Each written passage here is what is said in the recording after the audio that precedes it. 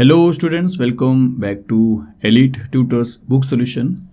चलिए इस वीडियो में हम देखने वाले हैं, कंटिन्यू करने वाले हैं question number 2 answer the following question का, जिसमें एक क्वेश्चन देखेंगे ये वाला कि write the 3 laws given by Kepler और फिर how did they help Newton to arrive at the inverse square law of gravity.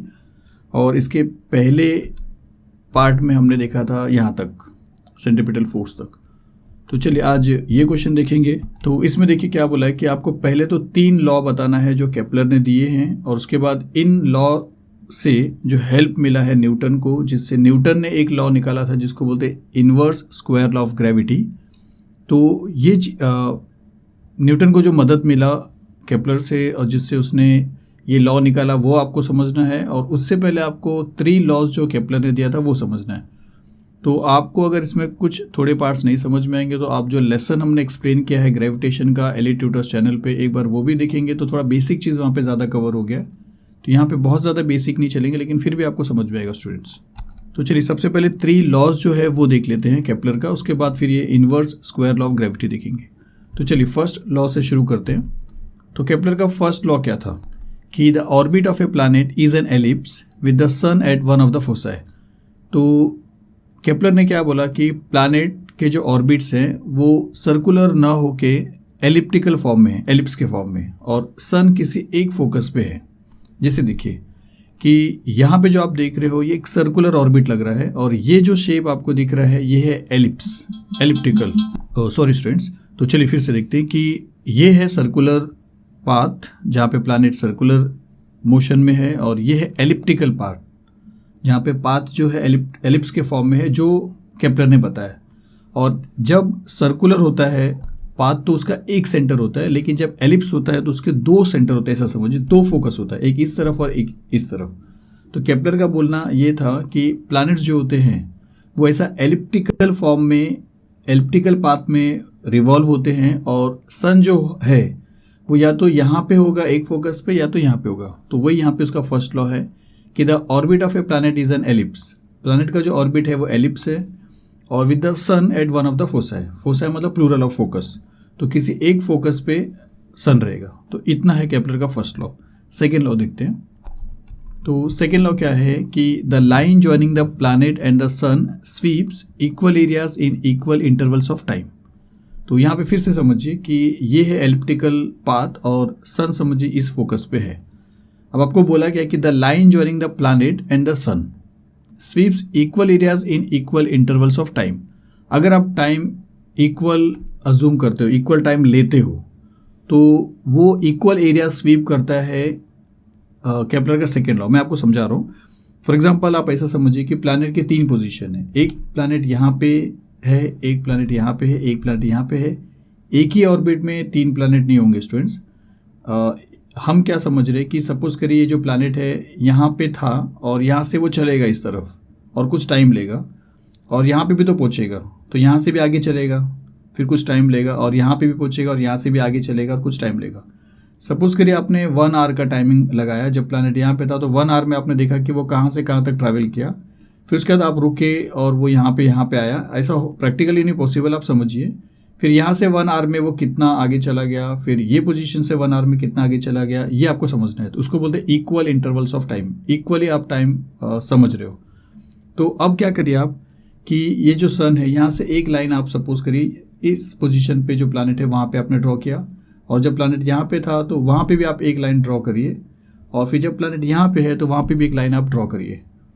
तो इतने का मीनिंग वो हो गया कि the line joining the planet and the sun, the line joining the planet and the sun. यहाँ पे भी सेम है, यहाँ पे भी सेम है।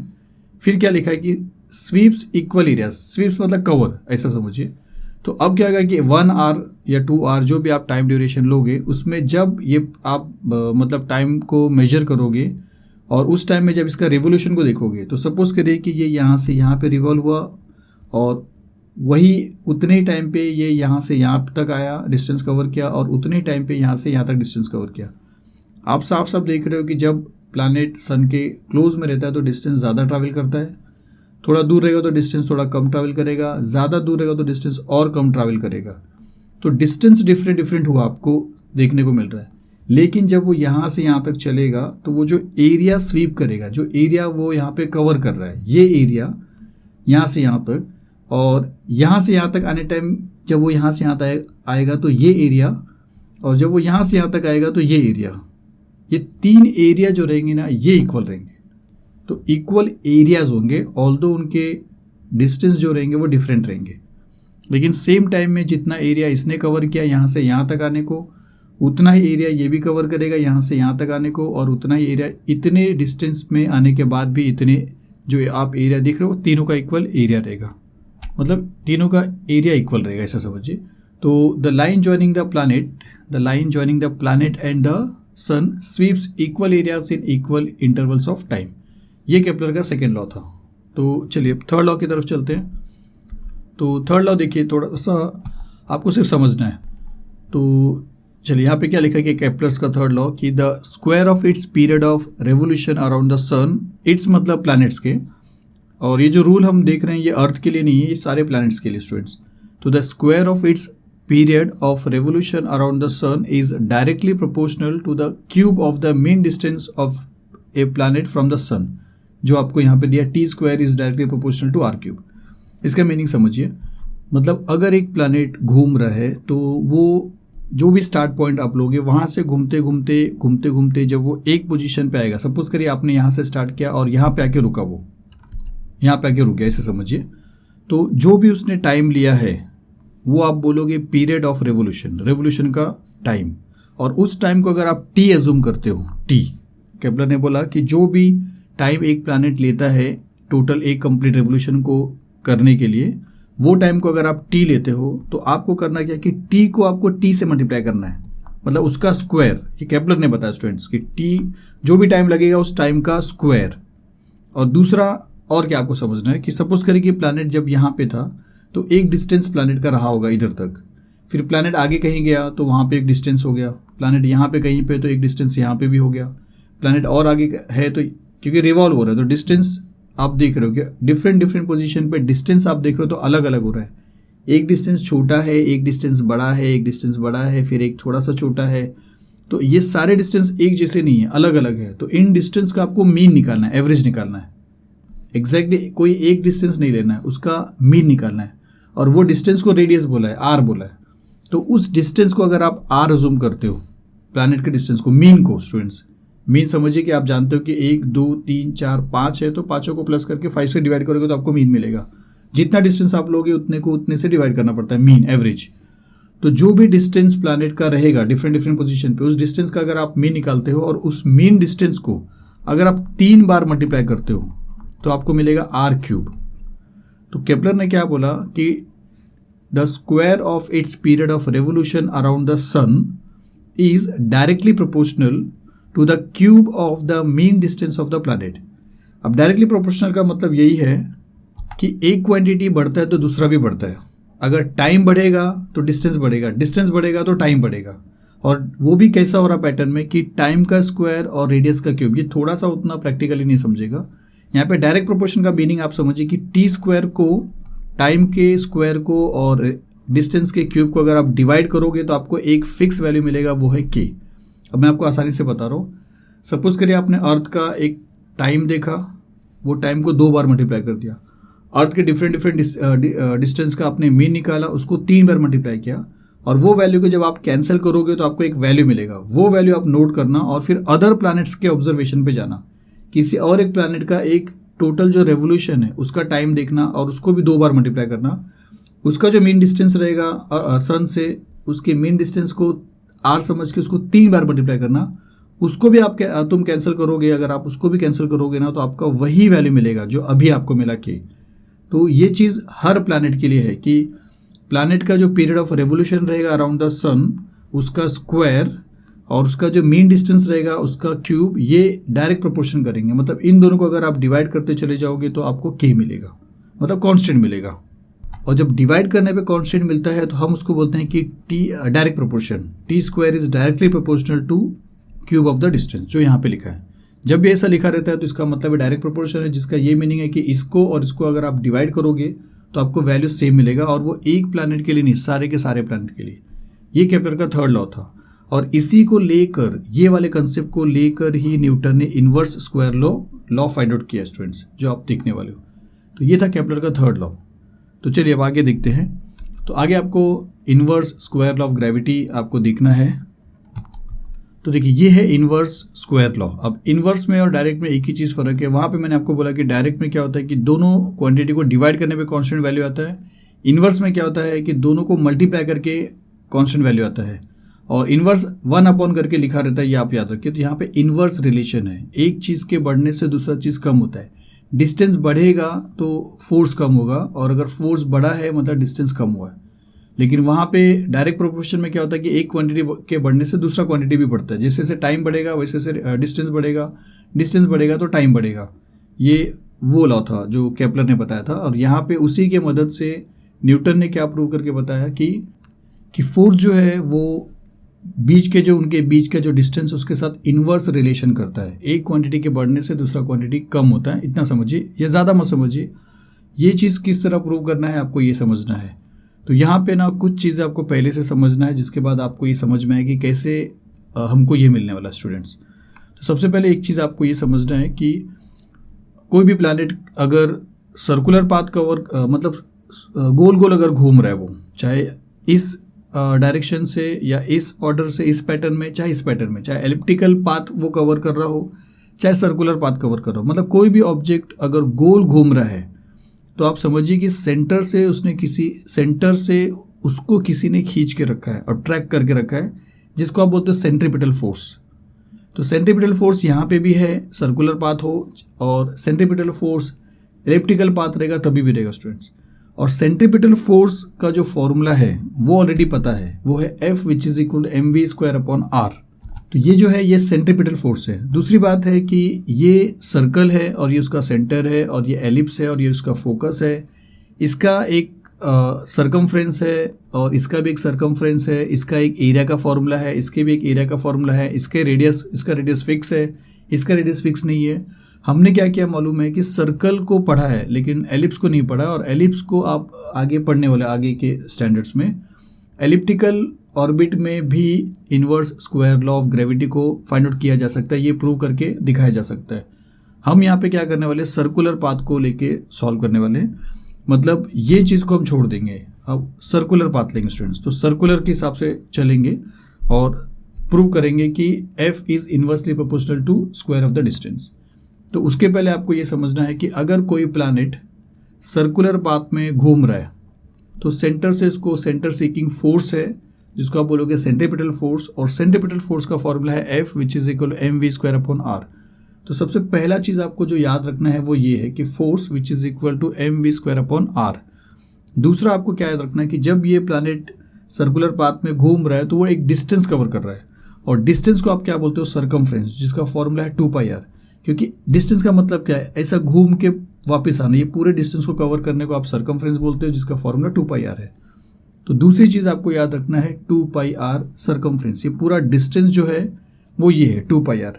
पहला क्या था, सेंट्रीपिटल फोर्स, वो क्या है mv²/r। तीसरा चीज़ क्या है कि डिस्टेंस तो आपने देखा, इसको कुछ टाइम भी लगने वाला है यहाँ से यहाँ तक 1 रेवोल्यूशन को कंप्लीट करने का, तो वो जो टाइम है वो हम लेंगे t।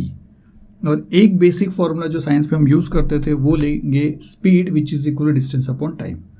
स्पीड मतलब वेलोसिटी समझिए, डिस्टेंस और टाइम इसको आपको समझिए। जैसे यहाँ पे अगर इस प्लैनेट की बात करेंगे तो ये जो डिस्टेंस है वो यहाँ पे आप समझोगे 2πr से, क्योंकि देखिए ये डिस्टेंस कितना कवर किया है इस फॉर्मूले से आएगा। अगर आपको रेडियस पता है, 2 को, पाई को और r को आप मल्टीप्लाई करो तो ये टोटल डिस्टेंस कितना कवर किया आपको वो मिल जाएगा। टाइम मतलब एक रेवोल्यूशन का जो टाइम है वो, तो इस डिस्टेंस की जगह पे आप 2πr लिख सकते हो क्योंकि ये डिस्टेंस है, और इस टाइम की जगह पे आप t लिख सकते हो, और ये फॉर्मूले का यूज़ करेंगे। सब कुछ बताने का यही है आपको कि मतलब ये स्टार्ट करने से पहले आपको इतनी चीज़ें समझना है inverse square law of gravity को स्टार्ट करने से पहले, कि सेंट्रीपिटल फोर्स का फॉर्मूला है mv²/r।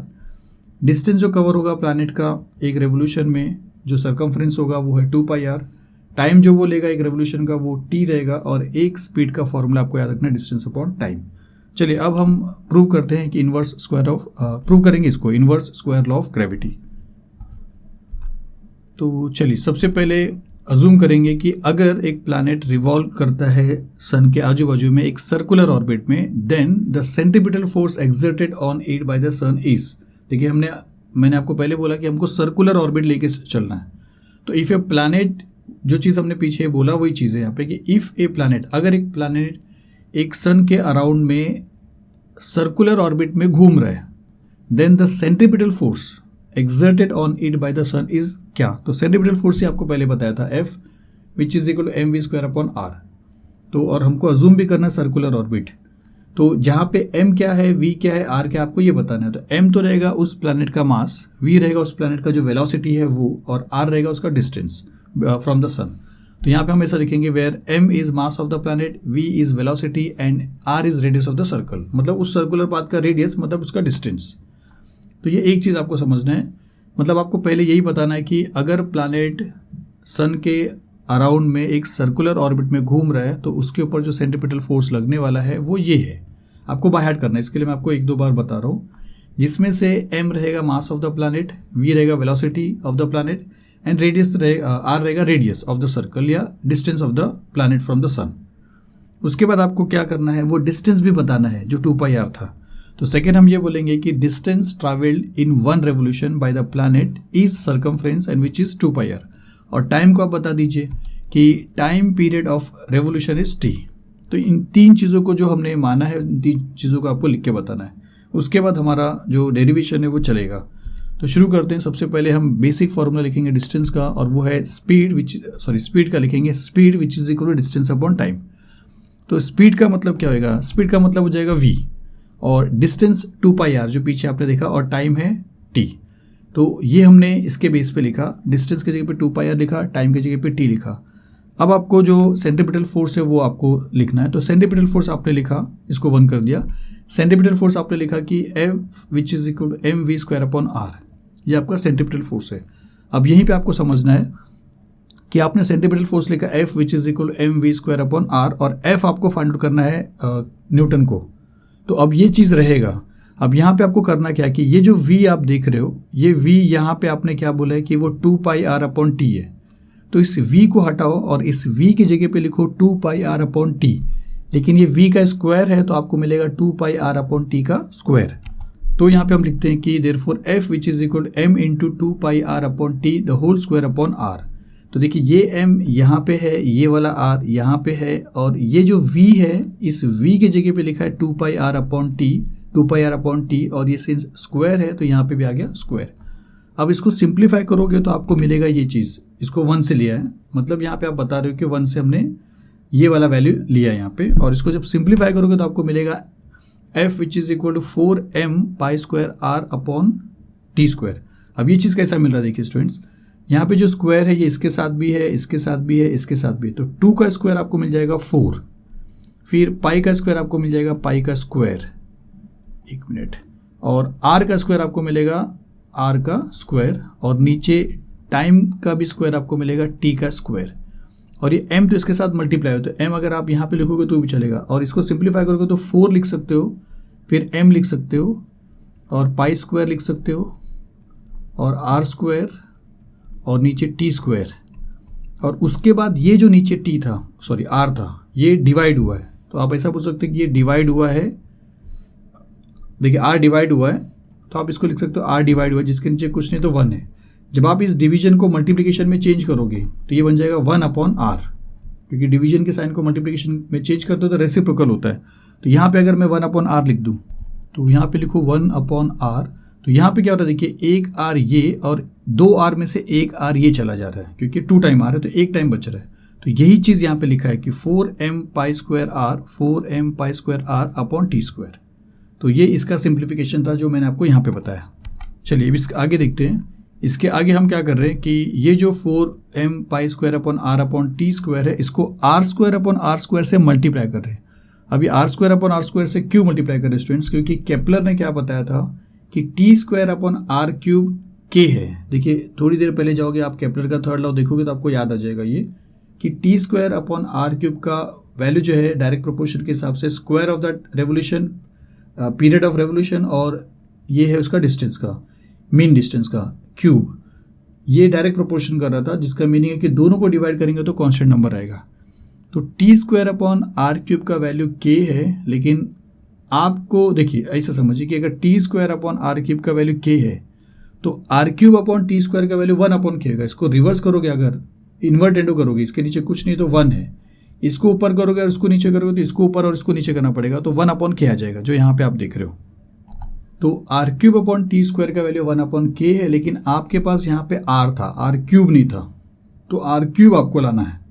और नीचे है टी स्क्वायर है आपके पास, लेकिन आर क्यूब नहीं है। तो आर क्यूब आने के लिए आर को आर स्क्वायर से मल्टीप्लाई करोगे तो आर क्यूब आएगा, तो इसीलिए हमने आर स्क्वायर से मल्टीप्लाई किया। लेकिन एक को आर स्क्वायर से मल्टीप्लाई करोगे और नीचे नहीं करोगे तो मैथ्स का रूल रॉन्ग होगा। इसके लिए R square upon R square से आपको मल्टीप्लाई करना पड़ेगा।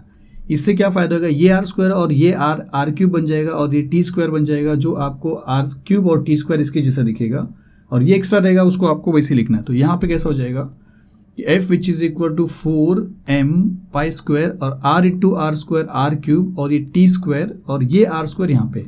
अब ये जो डार्क आप देख रहे हो इसका वैल्यू आपको 1 अपॉन के मिलेगा, क्योंकि इसके उल्टा का वैल्यू के था जो केपलर ने बताया था, और आप इसको और उल्टा करोगे तो ये बन जाएगा R cube upon T square, जिसका वैल्यू 1 अपॉन के आएगा। तो R cube upon T square इसके पूरे की जगह पे आप 1 अपॉन के लिखोगे। मतलब यहाँ पे आप अगर 1 अपॉन के लिख देते हो इसके जगह पे, तो ये के इधर आ जाएगा और के आर स्क्वायर हो जाएगा या आर स्क्वायर के हो जाएगा। तो नीचे वाले स्टेप पे हम यही करेंगे, इसको 2 कर दिया और नीचे वाले स्टेप पे हम लिखेंगे which is equal to 4m pi square और आर स्क्वायर और R cube upon T square के पे 1 अपॉन के लिखा, जिसमें से के को यहाँ पे रखा। अब देखिए, अब यहाँ पे आपको क्या करना है, रिलेशन निकालना है। फ्रॉम 2 से हमने ये चीज़ किया। अब रिलेशन यहाँ पे डायरेक्ट का हो रहा है क्या इनवर्स का हो रहा है, ये आपको फाइंड आउट करना है, जिसमें आपको क्या करना है, जितने भी यहाँ पे कांस्टेंट चीज़ें हैं वो आपको हटा देना है। अब देखिए 4 एक मल्टीपल है, 4 एक नंबर है, वो कांस्टेंट है, के खुद एक कांस्टेंट है, पाई खुद एक कांस्टेंट है। ये 3 कांस्टेंट तो आपको समझ में आ रहा है कि ये और ये और ये 3 चीज़ें तो चली जाएगी। मतलब अभी तक आपको F which is equal M upon R square है। अगर आर स्क्वायर नीचे है तो इनवर्स रिलेशन, अगर आर स्क्वायर ऊपर होता तो डायरेक्ट रिलेशन, और अगर एम ऊपर है तो डायरेक्ट रिलेशन, और एम अगर नीचे है तो इनवर्स रिलेशन। जो चीज़ ऊपर रहेगा तो डायरेक्ट रिलेशन रहेगा और नीचे रहेगा तो इनवर्स रहेगा। अब यहाँ पे 4 कांस्टेंट था, पाई स्क्वायर कांस्टेंट था, के कांस्टेंट था, तो कांस्टेंट को हटाने के बाद रिलेशन समझ में आता है स्टूडेंट्स। तो कांस्टेंट को हटा दिया।